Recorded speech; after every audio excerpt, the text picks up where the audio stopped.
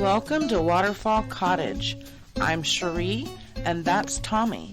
And today we might be gardening, remodeling, cooking, canning, or tending to our chickens. Stick around and see what we are up to today. Hey y'all.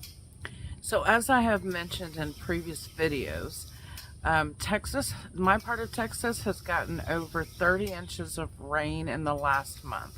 It's not really that unusual for May in Texas.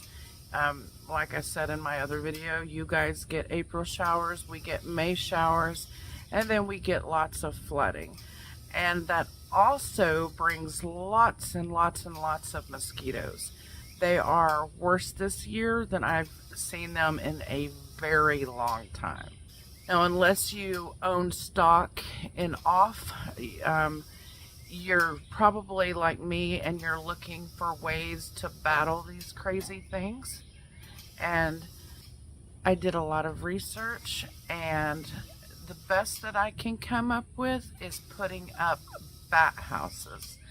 Now, Texas is home to 32 of the 47 species of bats in the United States.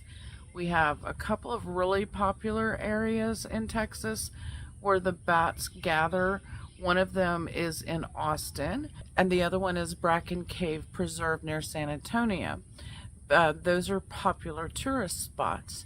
Now, in the almost 8 years we have lived here, I've never seen a bat. So I want to draw the bats to my house so that they can help keep the mosquito population down. Now, dragonflies also help with mosquitoes, but we already have a good dragonfly magnet set up with our water sources and our reeds in the pond and, you know, certain flowers and things. So we've already tried to attract the dragonflies, and there will be nights where we will see just hundreds of dragonflies, and we love seeing them because they eat mosquitoes. But we need something else because there's so many mosquitoes the dragonflies can't keep up with them. So I went on Amazon and I found this company. I'm not an affiliate. I don't make a penny off of this. This is not a sponsored video. And I got a bat house. Now this one comes pre-assembled, straight out of the box. You don't have to do anything. You can see they go up in here, and that's where they sleep. You hang it just like you would a picture in the house, and you need to put this up somewhere, they suggest on the south or east side of your house, where it can get 6 to 8 hours of sunlight a day, because they like to be warm, and at least 10 feet off the ground, but preferably 15 or 20 feet off the ground. So I'm going to get this hung up, and hopefully we can attract some bats. I know there's going to be some of y'all that are negative where bats are concerned because you've heard they all have rabies, and that is not true. Please do your research. Less than 10% of all bats are confirmed cases of having rabies, and you're more likely to get something like West Nile virus from all of the mosquitoes, which is a concern for me. So let me go get this little bat house hung up, and I'll be back to conclude the video.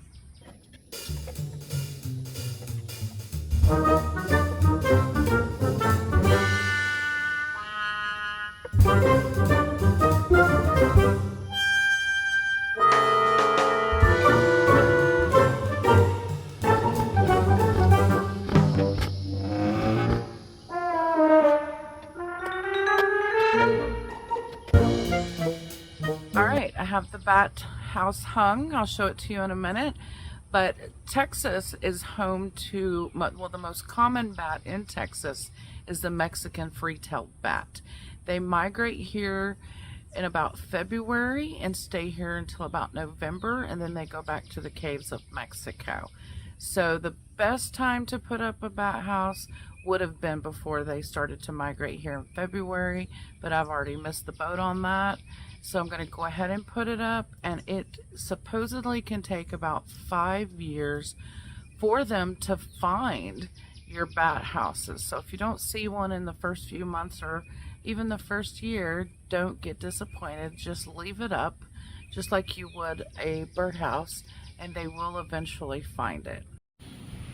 And that's where we ended up putting it. It'll eventually have to be moved when we redo that siding, but I originally was screwing it in, couldn't get it in, so Tommy finished it up for me. He did it a little bit differently than I was doing it, but he got the job done. Now, bats can eat at least 2/3 their total weight in insects per night. So I only need a couple of bats to make their home here to help me keep the insect population down. And because we garden organically, we raise our chickens organically, we don't put any pesticides in or out of our house. I consider this a viable alternative to all of the sprays and everything that are out there on the market. Another way you can attract bats is by planting night blooming flowers like honeysuckle, 4 o'clocks, plants that tend to open up at night. Goldenrod is another one. So look into night blooming plants and plant some of those. I have honeysuckle, but I don't have any like 4 o'clocks or anything. So I'm going to start adding more night blooming plants to make our bat friends happy, and hopefully attract a few new tenants to the birdhouse. So I hope you guys consider this as a viable option for getting rid of your mosquito problem, especially if you live in my part of humid Texas. Thank you guys for watching, and we will see you on the next video.